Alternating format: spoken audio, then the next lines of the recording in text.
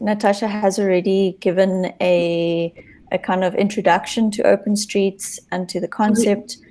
Rebecca, so yes. Sorry to interrupt. I'm very sorry. That's okay. Just to ask if it's okay if I film the conference. ¿Está todo el mundo bien con que grabemos esta reunión para perpetuarla? Gracias. Are you okay with that too?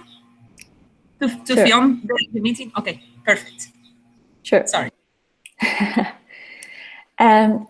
So the first thing that I want to do is to actually just show a video from Open Streets Cape Town, because it's the best way to see and understand the program and what it's all about. So I hope that it is possible for me to play the video, and I'll just show. So I've got two videos that I want to show you, and the first one is from 2017.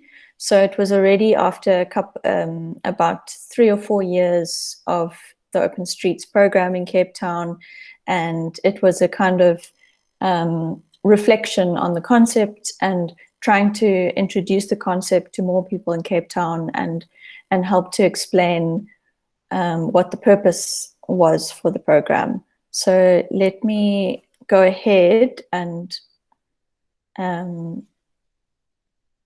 do my screen sharing.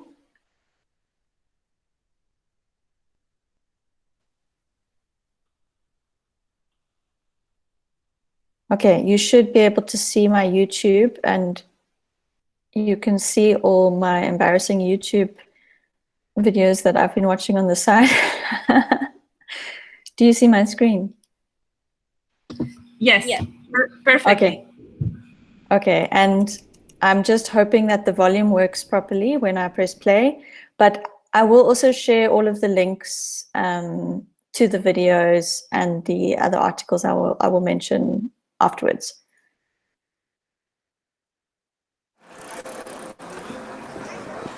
The hustle and bustle of city life, it's so insane that I think people just forget that we need to reconnect with one another.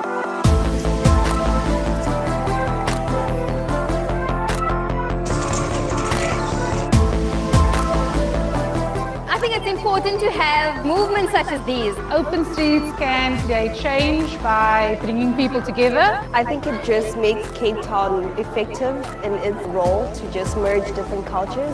People can walk freely, people can cycle freely, skate freely. Why not take a day off, walk in the streets? Think about the old days we couldn't do that.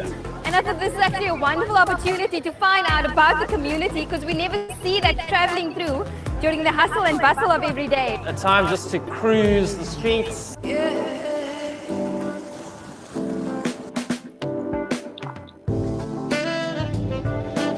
So amazing, you know, I can be myself and anyone else can be themselves. It's so diverse and it's such an enriching experience to just look down here and say, I live here, this is my home, these are my people. Have fun, make noise, make music. Streets are public space and we forget that they belong to all of us.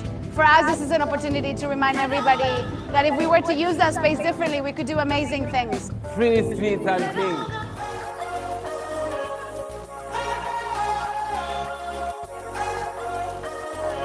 There's a lot of potential to project messages about water saving, about social cohesion, about just getting along with your neighbor. So if we can experience one another like this, it becomes a way of life in Cape Town. Best thing ever happened in Cape Town. Because it feels we are in this together, we are in this to make a change together. Welcome to Africa.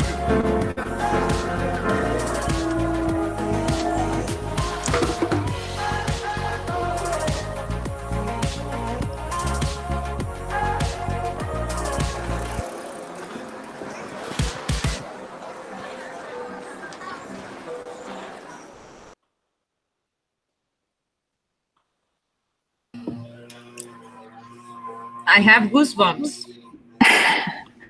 Okay, so the sound worked. That's good. Okay, great. So you can see it's really simple, and I'm surprised now looking back at how it always felt so complicated as a program, and it was always so difficult to explain and to convince people, but it's a very simple concept. And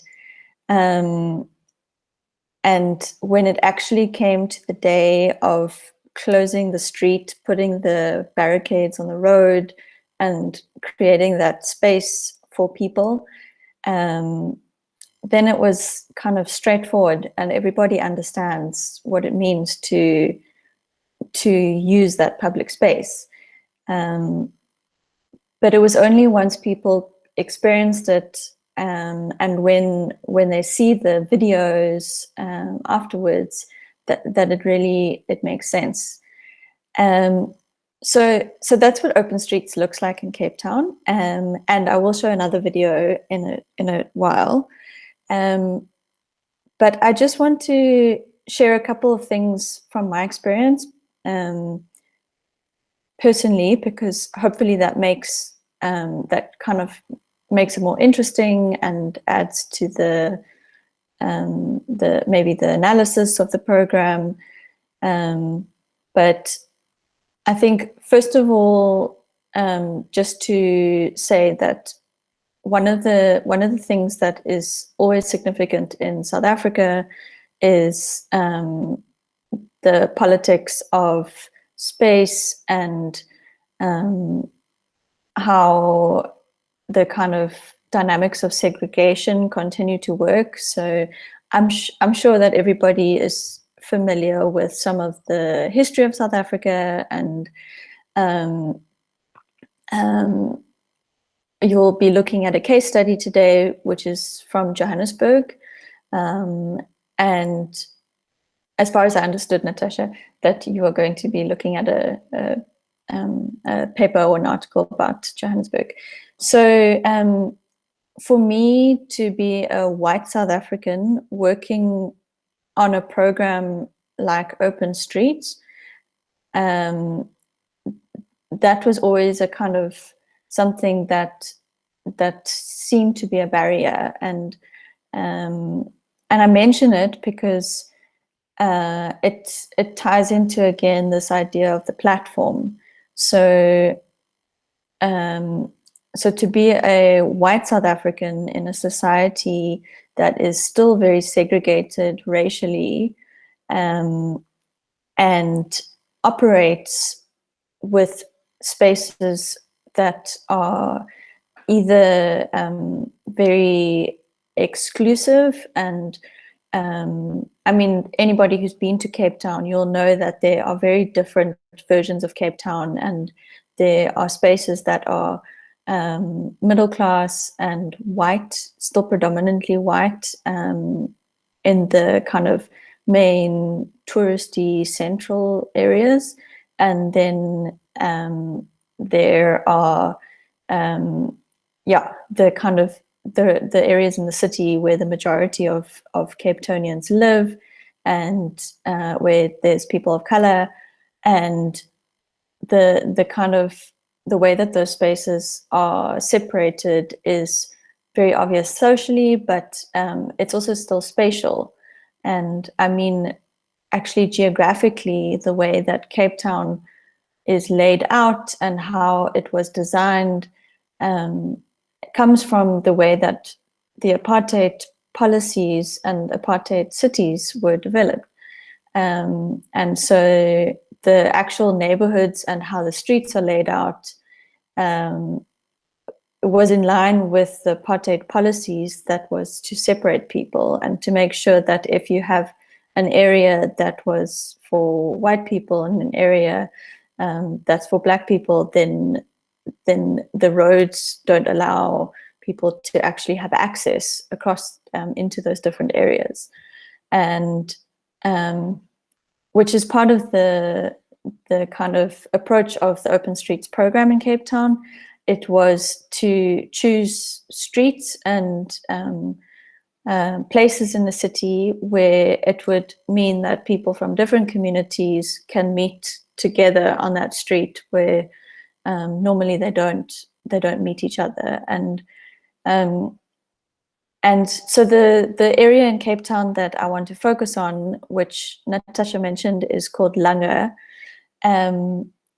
It's a township area, and it's actually very central. So it's close to the city center. It's about 15 minutes away from the city center, and it's kind of, geographically, it's right in the middle of the whole city layout. It's a very small area, but there's a kind of, and I'm not talking now in terms of exact statistics. So if there's anybody who is more into statistics and wants to look into those details, just a heads up that I'm not going to go into the numbers. But people, I mean, as a white South African, there aren't many opportunities that people actually would go into a township area like Lange, which it's kind of part of the reality of living here and what South African cities are like. And so, and I think based on the course that you're doing, I'm sure that you discuss these kind of dynamics, and it comes up a lot in terms of tourism, and the problematic dynamics in tourism. But just to share a bit of the background of how the city, a city like Cape Town, which is a tourism destination and a tourism hub, works, it's that you just have these kind of these different worlds kind of operating next to each other, and it's not unique. It's everywhere. You'll see something on a socioeconomic level, but I guess the point I'm trying to make is that in South Africa, the racial layer of that is really strong, and that's what is unique. That because of the history and the policies and what's happened as well since the end of apartheid, that segregation is still predominantly racial.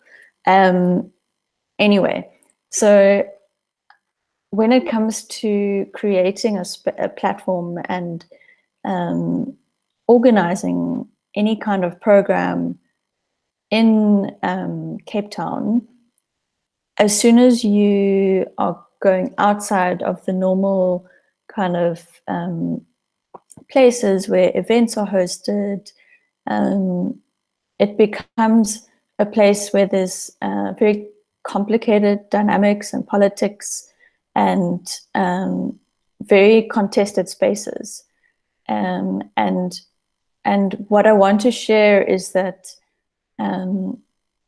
now looking back on the 7 years that I was involved in building this program,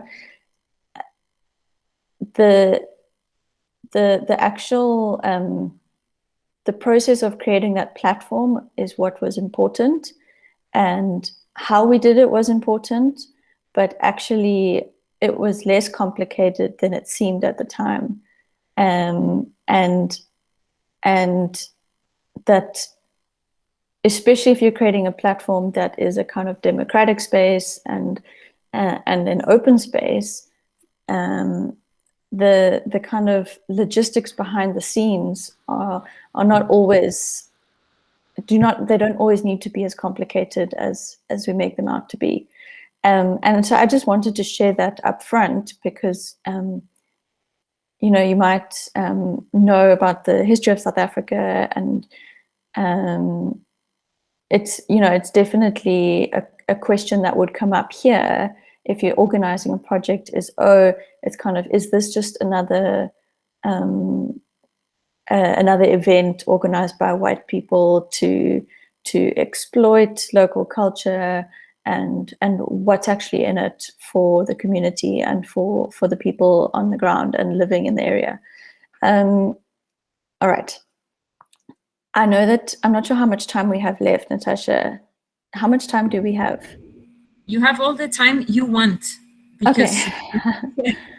so feel completely free. Okay, let me show the second video because it also touches on some of these things I've been talking about. And then after that, I will speak to some of the points that you mentioned about the program.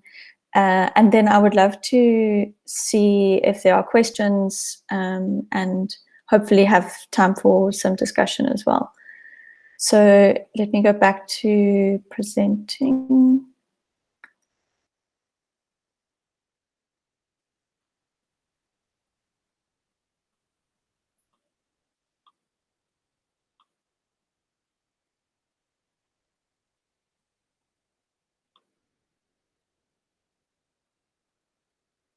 Sorry, bear with me.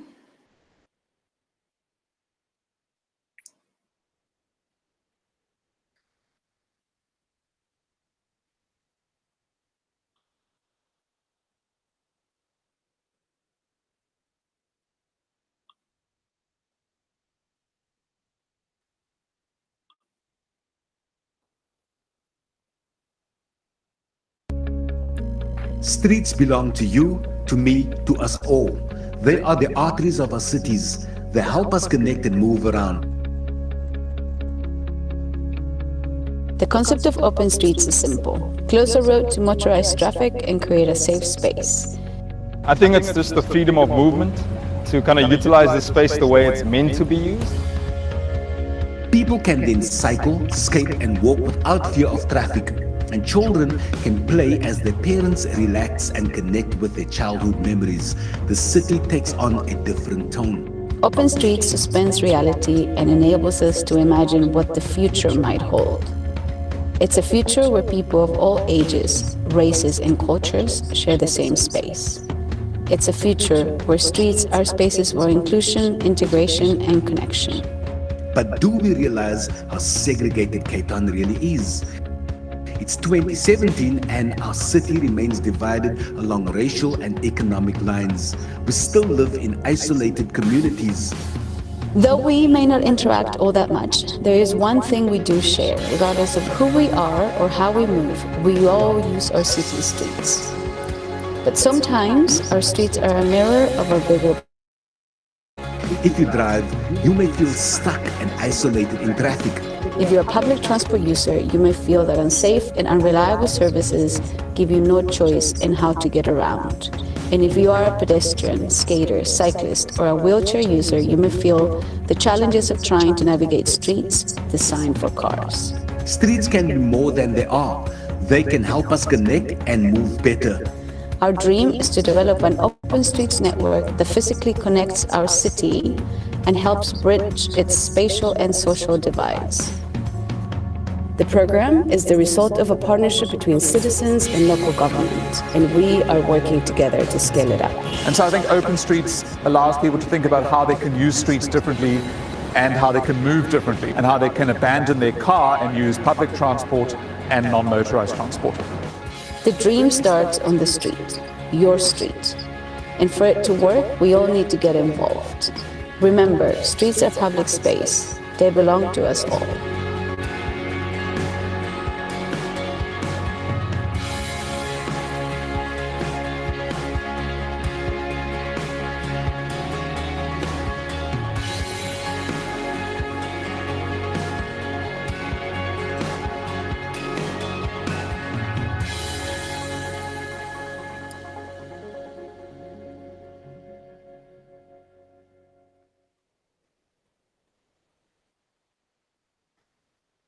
Okay.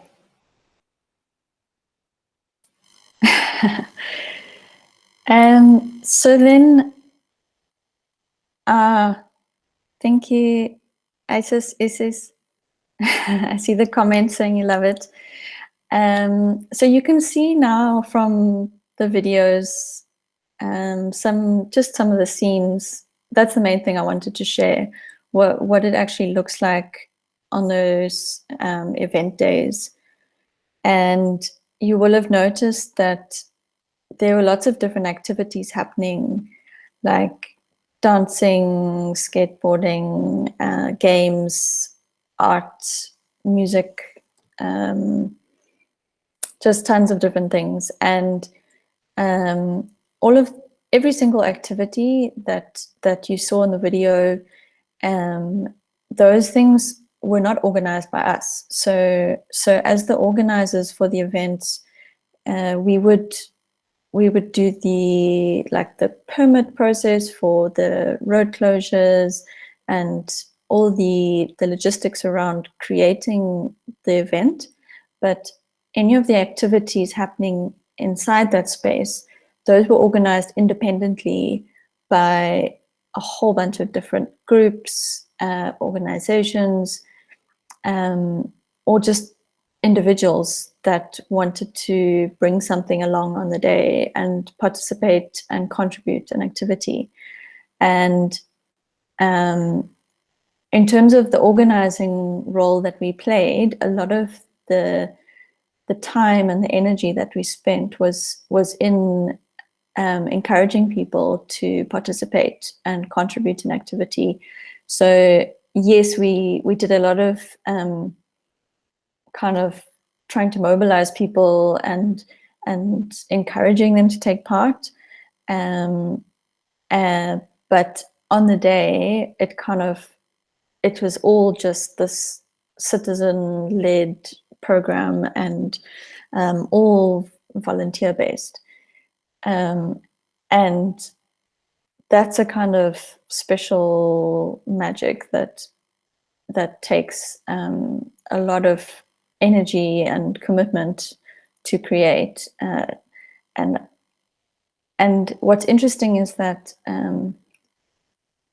in the end, I think Open Streets in Cape Town has it's manifested with an amazing combination of ingredients because of all of those different people that have got involved and who have kind of brought something to the party and helped to create Open Streets. And so it hasn't just been about one thing. It's been about lots and lots of different types of activities coming together. But also one of the things that has been challenging about Open Streets in Cape Town is that there's been a kind of, I don't know if you can call it an identity crisis or just a kind of identity confusion, because as you would have seen from the videos, there's part of the message that focuses on social cohesion and people just coming together and spending time together, and part of the messaging that focuses on transport and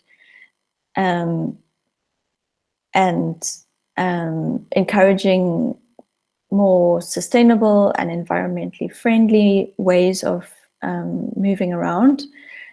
So like a sustainable transport agenda. And then there's messaging about recreation and sport and messaging about safety. And when Natasha, when you talked about the Ciclovia program in Colombia, the actual main emphasis there on the program is public health, and that's how they've also managed to invest so much money and budget into that program, because they connected it to their public health spending, and they've done studies to show how for every dollar spent on the Ciclovia program, it's saving a certain amount of money on public health spending, because people are exercising more, and so the disease burden and all of those things are reduced. And there's, in different cities around the world, there's a different focus for the Open Streets programs. And for us, that was a major challenge, because it means that we weren't able to just focus on one thing. So you're trying to create a program that can be many things to many different people.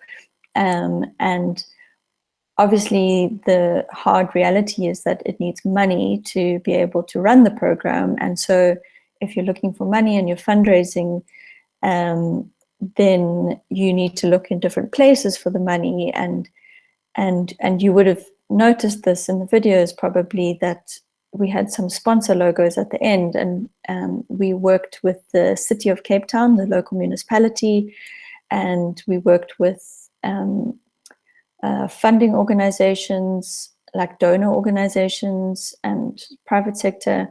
And because the funding, especially from the government, was from the transport department, it meant that we tried to focus on the transport behavior change, and the fact that we wanted to give people an experience of cycling safely and walking, so that it would change their transport behavior patterns on a normal day. And maybe instead of driving somewhere in their car, they would start to think about if they can walk or use a bicycle instead.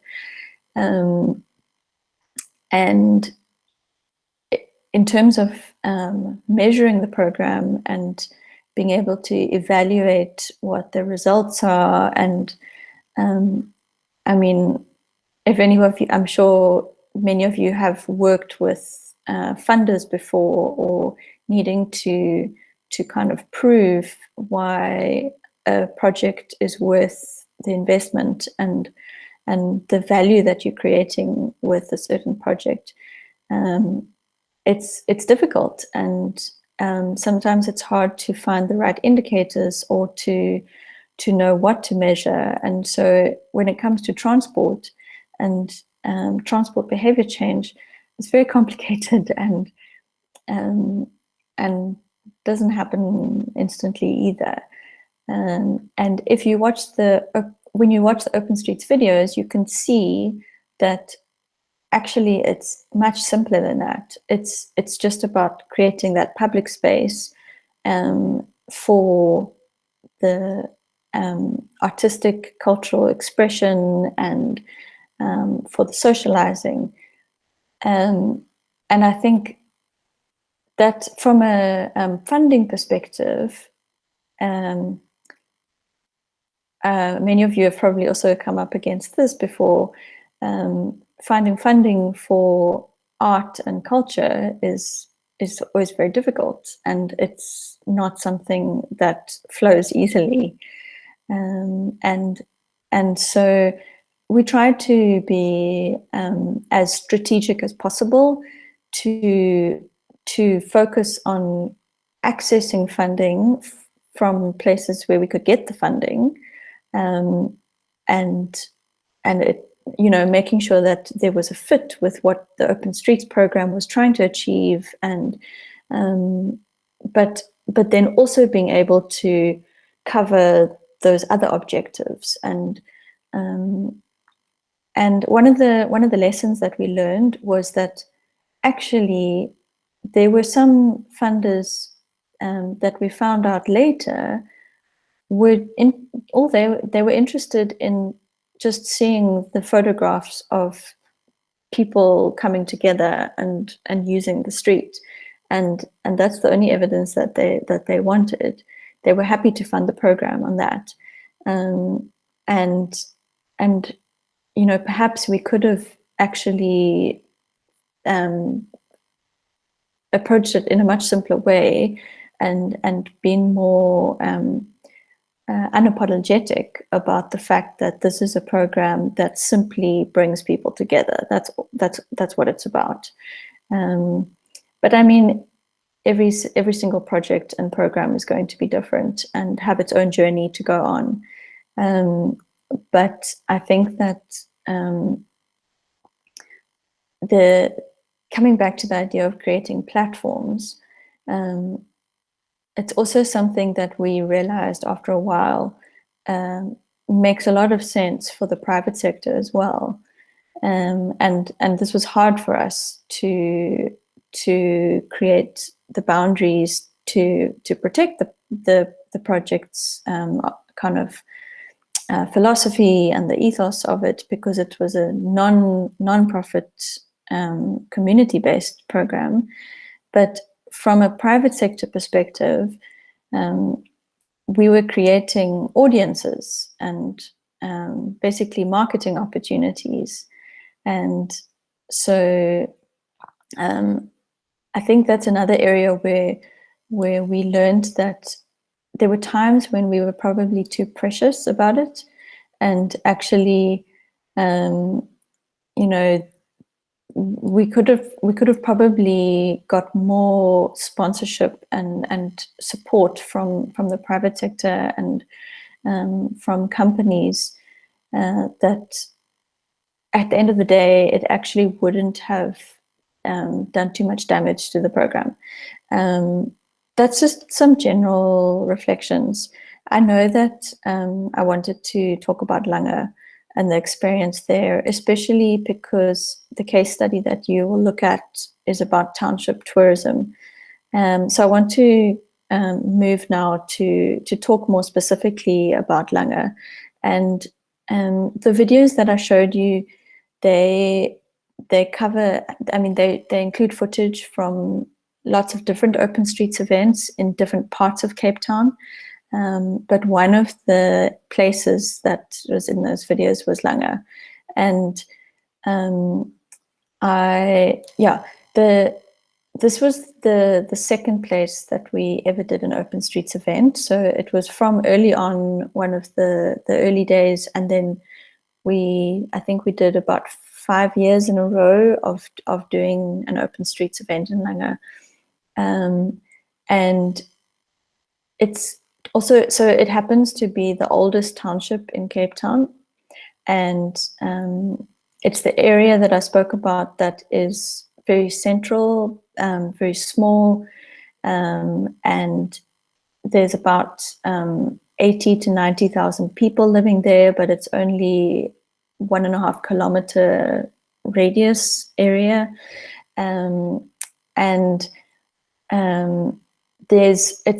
it's one of 3 townships in Cape Town that has a lot of township tourism happening. If you're visiting Cape Town and you want to do a township tour, then Lange would be one of the main 3 options, and often it's the one that would be chosen because it's the closest to the city center, and so there's kind of a very well-established tourism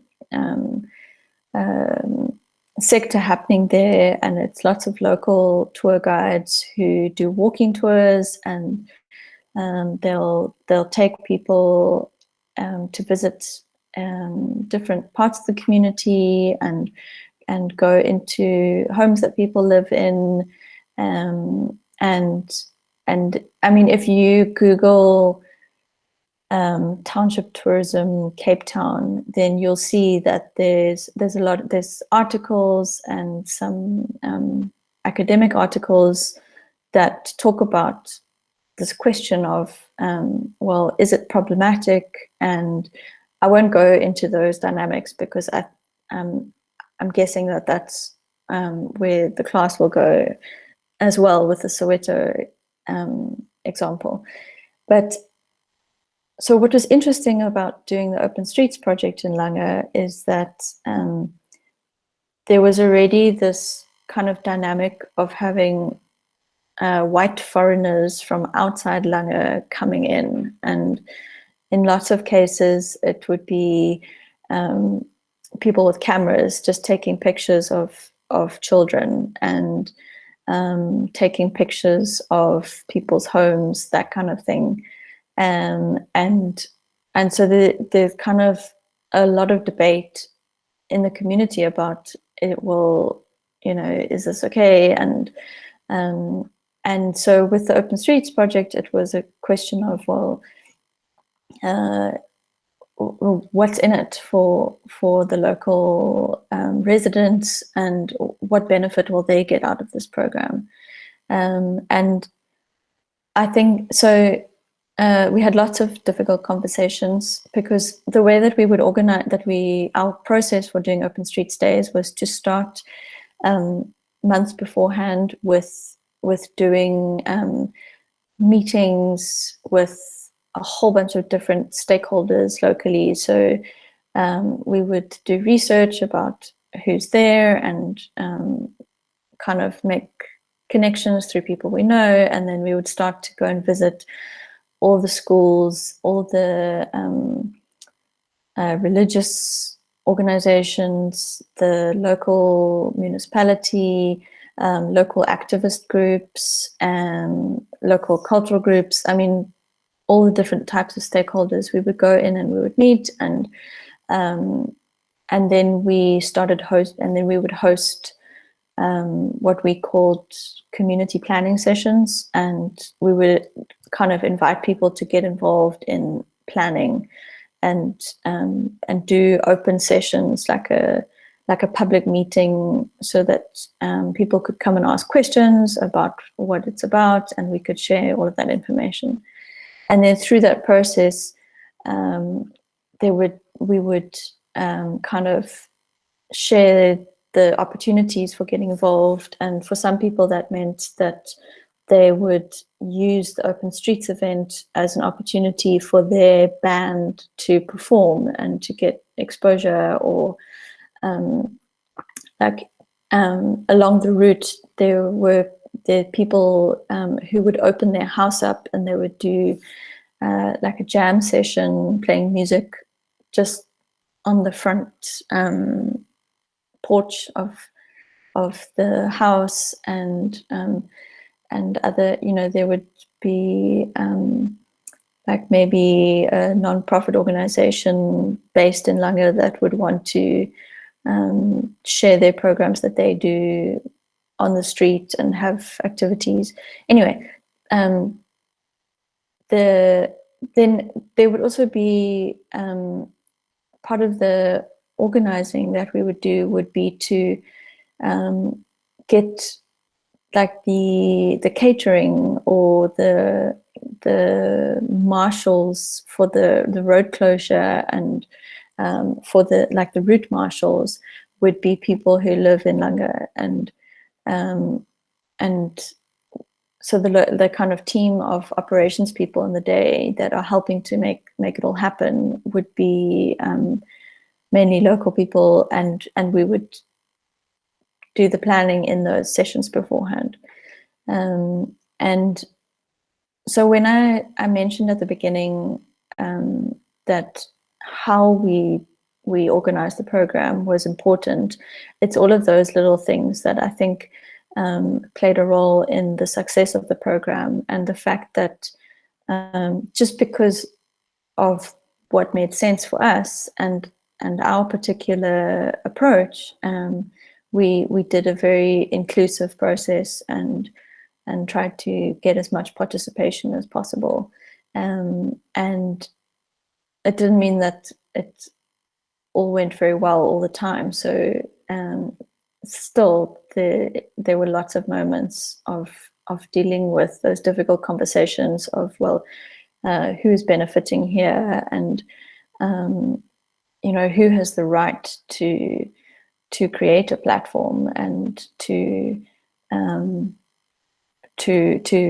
block off that space. And there are people that would get upset because the program would inconvenience them, and they would say, well, we did it on a Sunday, that Sundays are kind of their day to go out for a drive, and now they can't take their car out. And dealing with all of those different interests was always a tricky kind of dance.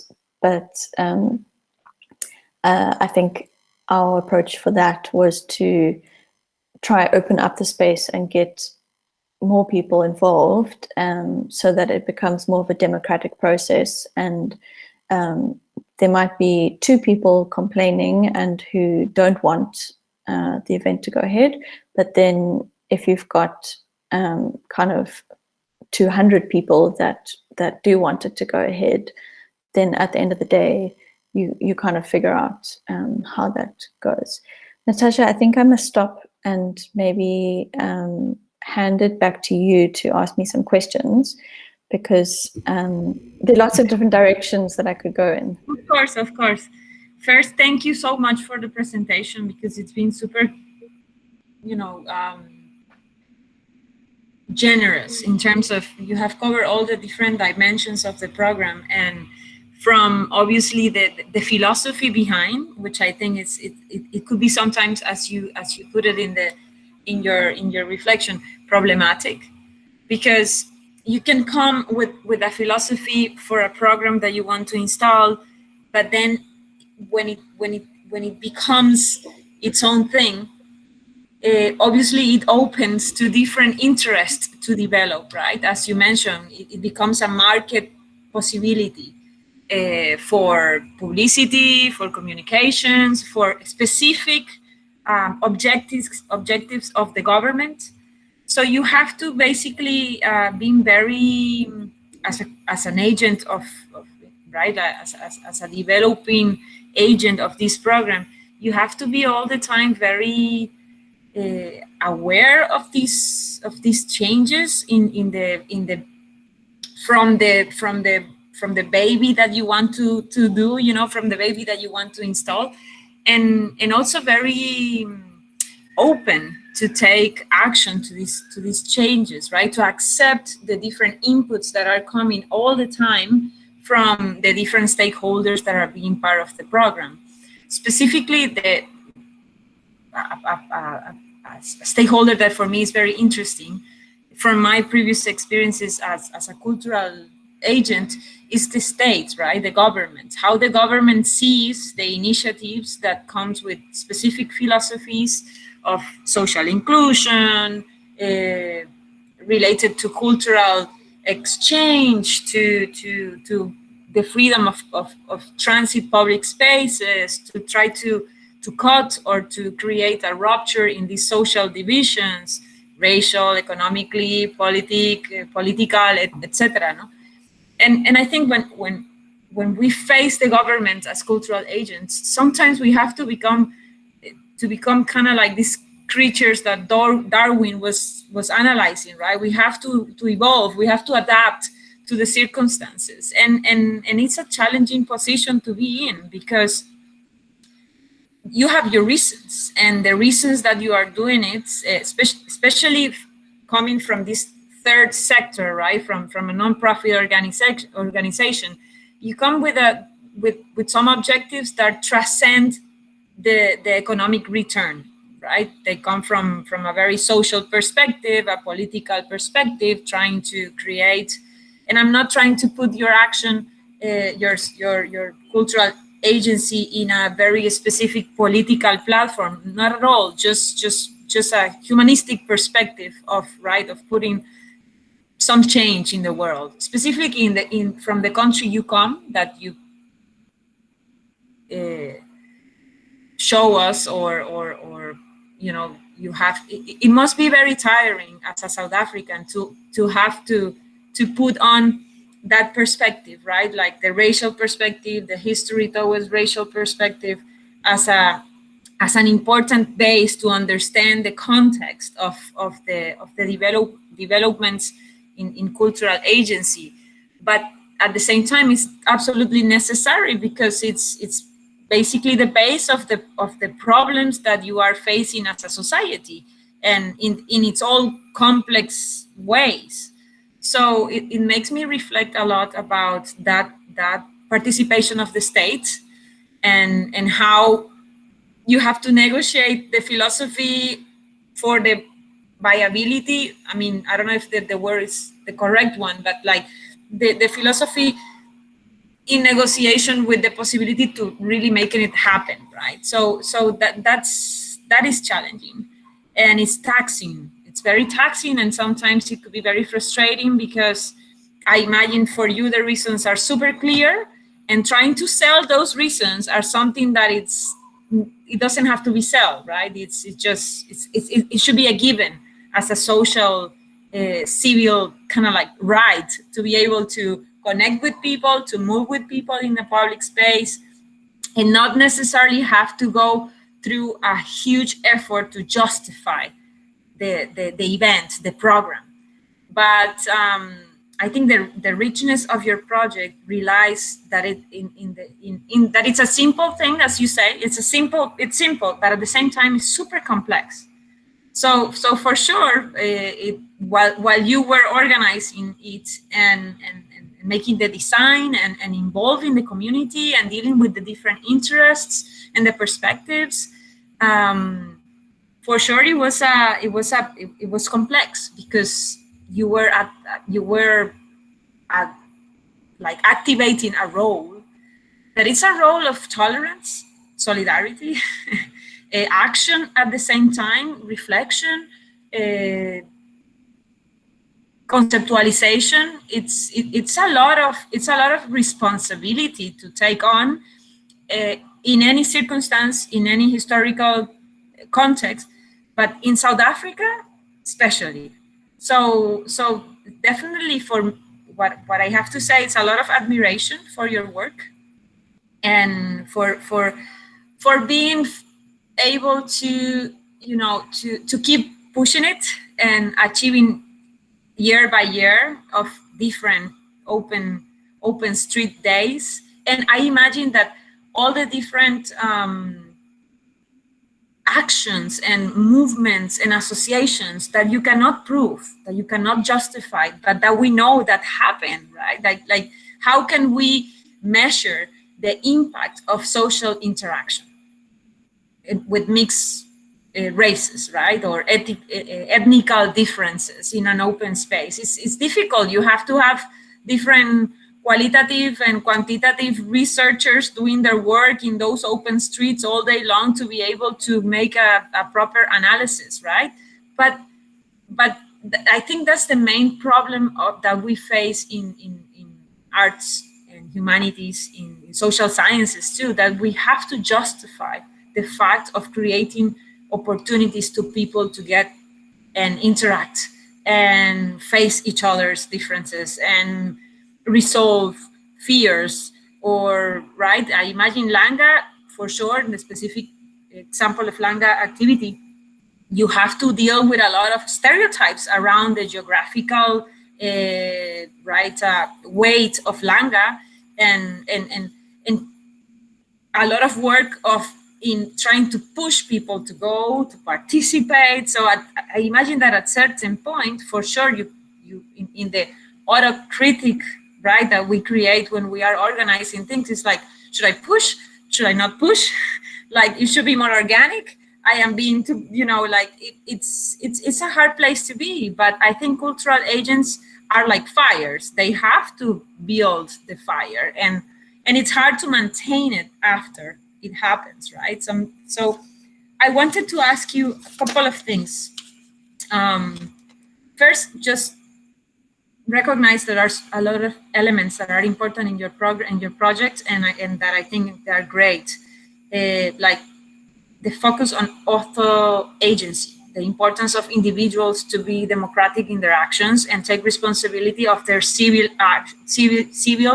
action in the open spaces, right? I think it's very related with the philosophy of civic cultural agents or civic culture that Antanas Mockus pushed in Colombia during the hard days, during the hard decade of, when Colombia was considered the most dangerous place in the world, and they basically transformed the levels of violence and aggression, and statistically, they basically, I think they reduced 50% the death in transit, among other statistics that are amazing, towards art, implementing programs towards arts and the author and the individual participation in these problems. So I think I can see that extension of the philosophy in the program that you guys develop, and you can correct me if I'm wrong, but we also have maintained this conversation before. So I also think that it's very important that you bring that critical awareness of social, cultural, and political problems towards, you know, creating this space. Let's close this place and let's deal with everything that we have right now in a peaceful and artistic way, but let's make it happen, you know, let's face it. I think that's brave, you know, it's very brave because it brings everything that it's subtle in a culture. Everybody knows what is going bad, the differences, the distance that we maintain as a in the different social classes or in the race, of course. But bringing everybody together, it's like, okay, people, let's do it. You know, let's make our own symbolic meaning of this. And I think you mentioned about the meaning at some point. And I think the meaning it's unique because every individual will have its own meaning of the experience they just had walking, dancing, interacting with another person. But at the same time, you are trying to create a specific, not a specific meaning, but you are pushing for with some elements in the philosophy of the program that are important, but you have to let them go. You cannot control what is going to happen because, as you said, the magical that you create, the magic that has open streets is that you put it together and then you just have to kind of like lay back and see what happens. So it's a lot of vote of faith. It's a big vote of faith in the solidarity and in the good nature of people in society, which is also very brave. And I think those words kind of like, those were the elements that I thought were very interesting about the project and I wanted to bring up to the table. And I wanted to ask you like more like a personal question. Was it sustainable to be a cultural agent for you? I know that it's sustainable for the society of Cape Town, it's sustainable for the state, it's sustainable for the people that went there, for the artists, for the micro entrepreneurs that develop their own businesses. I know it's sustainable for everybody, all the stakeholders involved, the associations, the nonprofit organizations, the photographers, everybody, the tourists that were there hanging around and experiencing that. But it was sustainable for Rebecca Campbell, emotionally, economically, etc., etc. That's the hard question. You went straight to the tough question. You have to go to sleep, otherwise we're gonna stay all night. I will answer that question because I think it's an important question. But before I answer that question, I just wanted to respond to the points that you raised. And so while you were talking, you reminded me of the description that somebody once gave me for an Open Streets Day. So while we were standing on the street and all the magic was happening, they said that it felt like Cape Town was taking a deep breath together. That was like how they understood the experience and how they described the experience. And I think we always struggle to describe open streets in a few words, but that's one of the best descriptions that I've ever heard.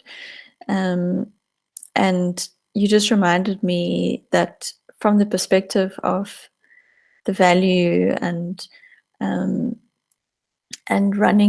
organizing a program that responds to what the specific what Cape Town needs, or whatever the local area and the local complexities need, whatever the local problems are, then I mean, that value of creating the opportunity for people to actually just take a deep breath together and to reflect together and to learn and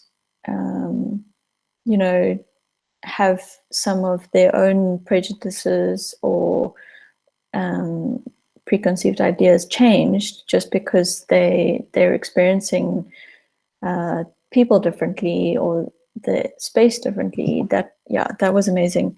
And the other thing I just wanted to also mention was that speaking of government and the process of relating to government, and for us actually partnering with them, so the local municipality was always the main partner for Open Streets Cape Town. That was a constant fight and a constant battle. So for example, in Langa, we had more than one time when we were trying to organize an Open Streets event, when the government officials tried to tell us that it couldn't happen. And I mean, this didn't just happen in Langa, but like the traffic inspector would say, no, you can't do a road closure on that route, or no, there are too many safety problems and you can't organize this event because it will be a safety risk. And what was interesting in Langa was that we had the experience where the same officials who tried to block it beforehand and told us that we were crazy or it wasn't possible, because also, as I mentioned, Langa has lots of internal politics, and it's not a cohesive community locally. So there's lots of kind of different factions, and it's a place where there is lots of protest action and kind of social unrest and all of that. And so these officials tried to block it, and they gave us lots of reasons. And afterwards, well, on the day for one of them, and then afterwards for another one, they actually came to us and they said, we can't believe you pulled it off. And it's, first of all, just a reminder that those individual battles of convincing people are always worth fighting, because that's the only way that you really, you know, if you don't keep pushing, then it doesn't happen. But it's kind of, we saw it as one by one we needed to win people over in the government, and to make them understand what the program was all about. Anyway, let me answer the question.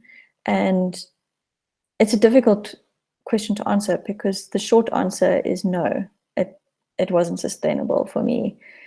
And it's hard to tell you that, because obviously we watch the videos and we think, oh, it's amazing, and Cape Town needs this. Cape Town definitely needs this. All places, I mean, any urban setting needs these kind of programs to make it more of a human environment and more people friendly.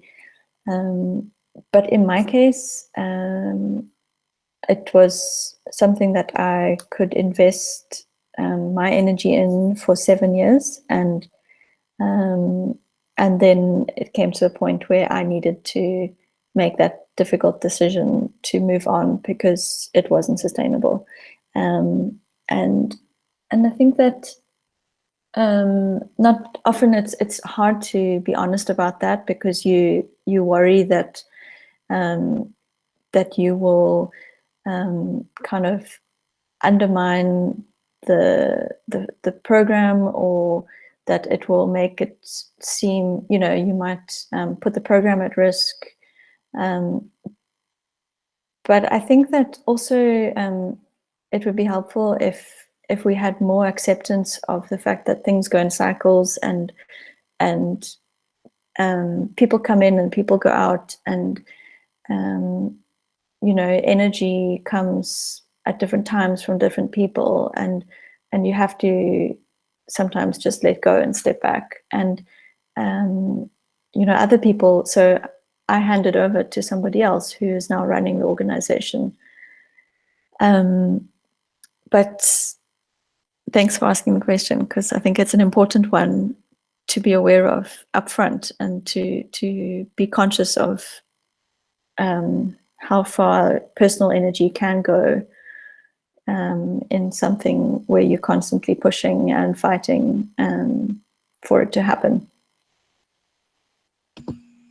Thank you for replying, because I know it's very intimate, and it sometimes it's controversial because you have to face with obviously passion, which is what moves us, and then passion in balance, right, with all the other different needs that we have to compile to feel like everything is in some harmony. So maybe I just reflect myself in your case, and it's a question that it was hard for me also to answer, and to realize at some point, like, whoa, should I keep going? Should I stop? And if I stop, that means that I am taking all the pride in what I did, or what that means, or no, and guilt, and I don't know. It's a lot of different feelings in my case. But I know that you changed your roots, and I know that Jared mentioned you're working in the government now. So it's an interesting it's an interesting change, relevant, also very relevant, because different positions of power, right? Like as a cultural agent, as a public worker. We call it public worker. I don't know, how do you call it in South Africa? Public servant. Public servant. There you go. It's a public servant. But roles that are related with obviously with commitment to society, which obviously it's what moves you. So so it's interesting to hear your reasons, and thank you for being so sincere. The other question I had, it's kind of like, I read the philosophy and the manifesto that you guys express in the Open Streets Cape Town website, and also as I mentioned, I went a little bit to the Ciclovia history, and I'm a little bit aware of the different programs that Antanas Mockus implemented in Colombia. So obviously, I know that you believe in arts and humanities as a tool for social change. But what I wanted to ask you is, you mentioned that there are social distances that you want to, that obviously through the program you guys want to make closer, right? Which ones are, for Rebecca, the ones that she wants to eliminate or transform? Let's say transform, right? Because eliminate is too authoritarian, right? It's but more like transform. Like what distance you wanted to transform, provoking this breath of air of all the Cape Townians together, or part of the Cape Townians together? I think for me it was very much about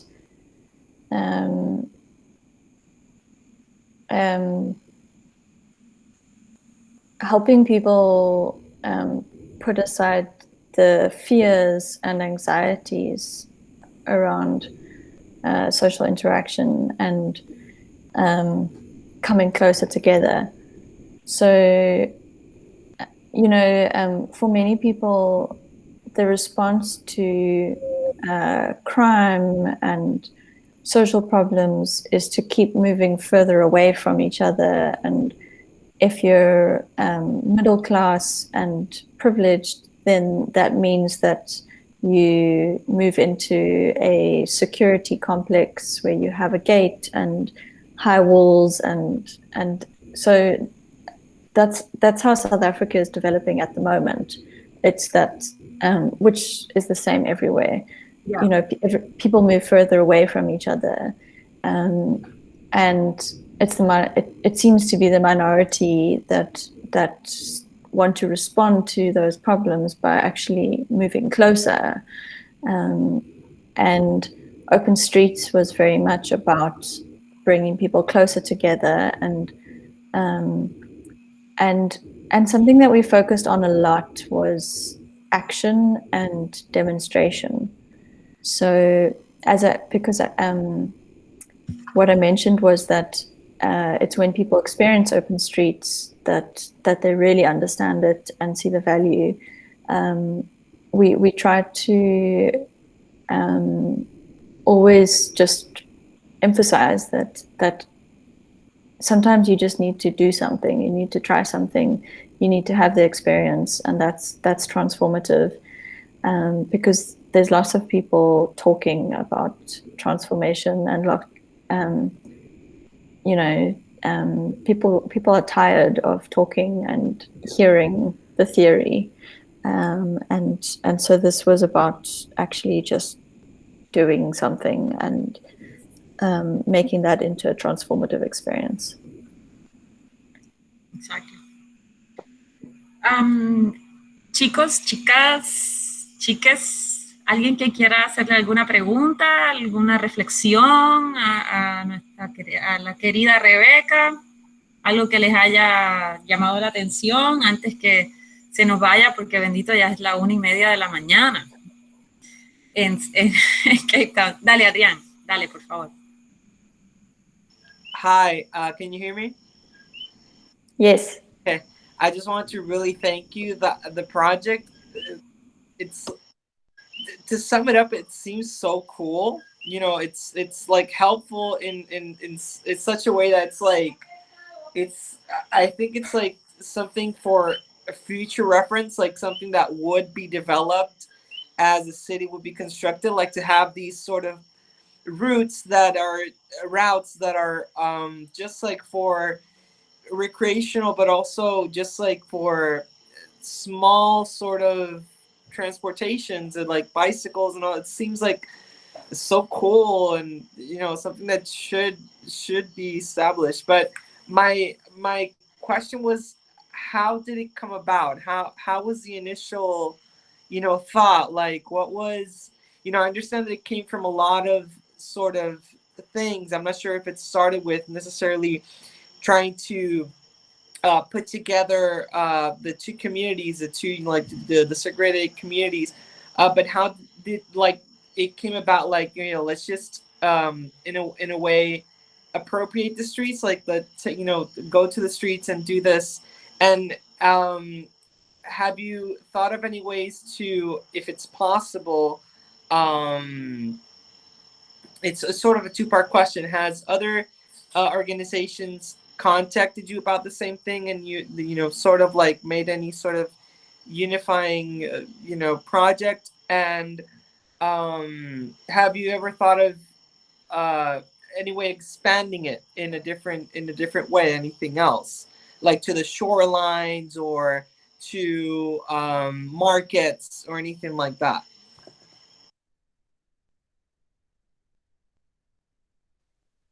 Okay, I'll respond immediately, but so yes, absolutely. Lots of plans and strategies for expanding, and we created a whole map of different routes and wanting to connect the different areas, and but one of the things we learned was that the most successful events were actually the ones that were smaller, and if at the end of the day, the most valuable part of the program is to create public space that is welcoming and inclusive and allows for children to play and ride bicycles, and every community needs that, then it makes more sense to have smaller streets in as many communities as possible, even though the huge events are lots of fun and have a vibe. If it's a program that especially is going to be run by government, with a government approach to it, then creating more localized kind of car-free streets and spaces, public spaces would probably be the best. I think I've left out the first part of the question. Please remind me if there was another part. Yeah, what was the initial idea? Like, how did they out? Like, yeah. Yes. So it was very much focused on the Colombian model. And I mean, the story goes that it was two of our co-founders who are both Colombian that were sitting on a bench having a conversation and saying, oh, you know, wouldn't it be so cool if Cape Town had something similar to Ciclovia, because they grew up going to Ciclovia every Sunday. And so initially it was very much about bicycles, and my colleague Marcela, who was the Colombian who really kind of she was the main co-founder. She just started having coffee with people and networking as much as possible. And so she just kind of gathered together as many people as possible who were interested in something similar. And a lot of them were people that were doing bicycle activism. And so it started off being about bicycles and making Cape Town a more cycling-friendly city. And then as it grew, it became more than that and changed. I see a question from Alejandra asking what I enjoyed the most about making the project. And I'll have to say it was definitely just seeing the results on the day. So my job was always managing all the operations, and initially for the first few years. And so standing on the street and just looking around and seeing people laughing and smiling and children playing was definitely the most enjoyable part. And just to put it into perspective, one of the other areas where we did open streets, which is called Mitchell's Plain, it's also technically a township, or parts of it are also a township. And I mean, we had parents telling us that the Open Streets event was the only day in the year that their children could play outside in the street safely, because there's such a high amount of violence and a lot of gang activity in that area. So, you know, to be creating a project that is allowing a child to experience the world in a way that they should, with opportunity and being able to imagine, you know, their future, that was really powerful. I'm going to have to leave you very soon. Okay, Rebecca. I don't know if we have another. Ivan wants to ask you something, but it's fine. Sure. No. Ivan, A couple more questions. Go ahead. Sure. Was there like a characteristic or a particular activity that you learned from the community that you weren't aware of it before the event? Or that surprised you? Maybe? Yeah, lots. Definitely. I think there's lots of little things, but one of the lessons I learned from a lot of the people that we worked with, people that are involved in their neighborhood safety, they call it a neighborhood watch. So you know, doing kind of community-based patrols and or just people who are very involved in the community and part of different community groups. The thing that I really learned is just the perseverance that people have, because I mean, for me, running a project that required a lot of energy, a lot of where I got my energy from was seeing how other people invest so much in making their community or their area better and safer and happier and healthier, because there's constantly these challenges and problems that come up, and just being reminded that people stay involved and they keep contributing to different community projects or initiatives because it's worth it. And I learned a lot about perseverance, and yeah. Rebecca, thank you so much. We liberate you now. Isis is saying, Rebecca, thank you very much. The open streets. It's a pleasure, and I wish I could join you on your course. It sounds so interesting. So thank you for including me today. I see the comment from Isis, I'm not sure which way, when I'm speaking English. Exactly, Santiago does have the same program as well.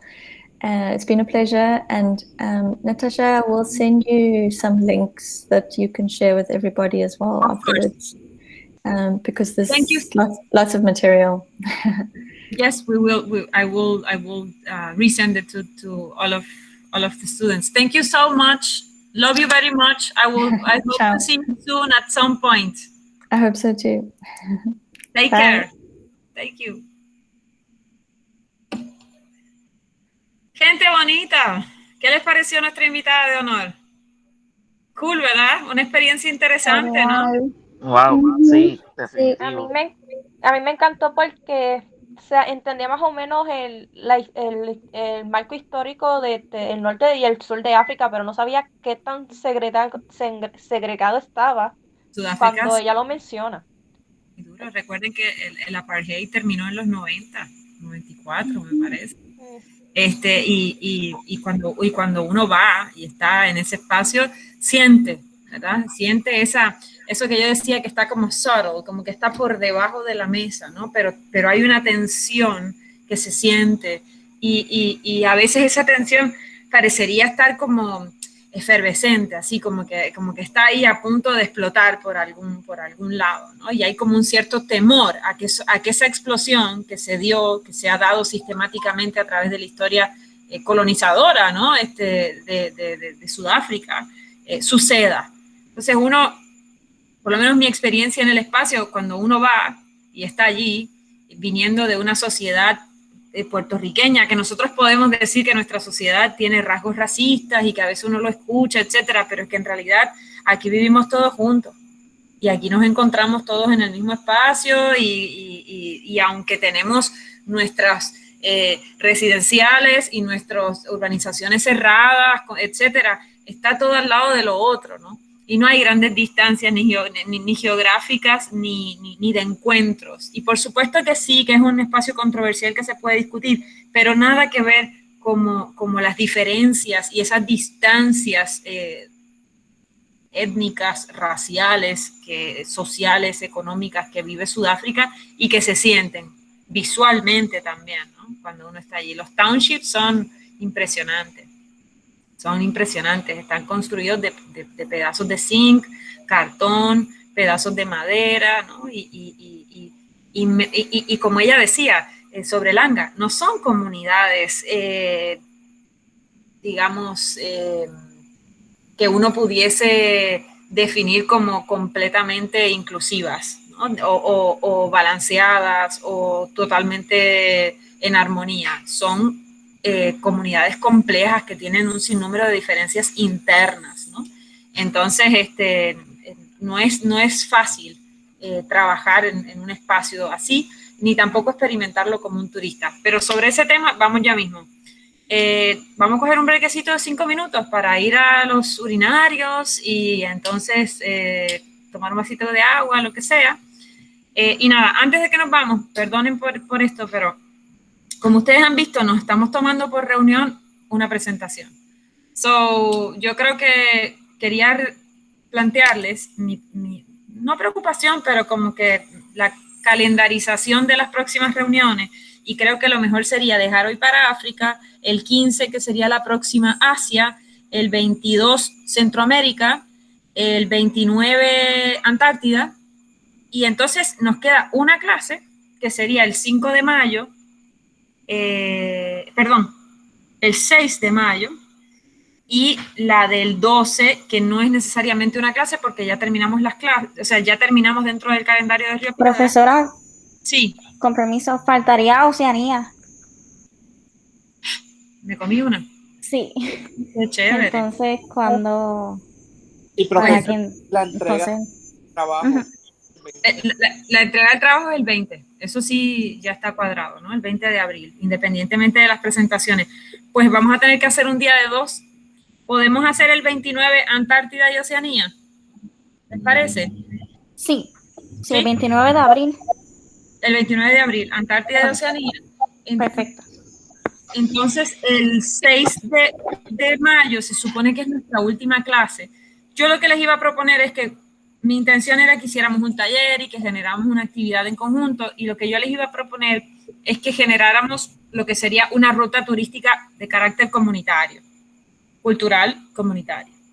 Que propongamos, ¿no?